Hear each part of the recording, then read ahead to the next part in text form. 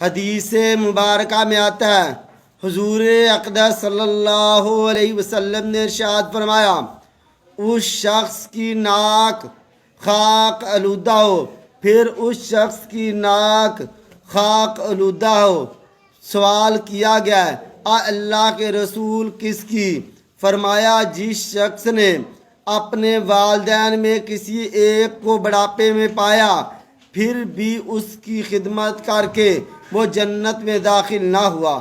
تو میرے دوست، میرے بھائی، کتنی سخت وعید ہے۔ پیارے محبوب نے ایک دفعہ نہیں 2 دفعہ فرمایا، خاک آلودہ اس شخص کی ناک خاک آلودہ ہو جو اپنے والدین میں کسی ایک کو بڑھاپے میں پائے پھر بھی اس کی خدمت کر کے جنت میں داخل نہ ہو۔ تو میرے دوست، ہمیں چاہیے کہ ہم اپنے والدین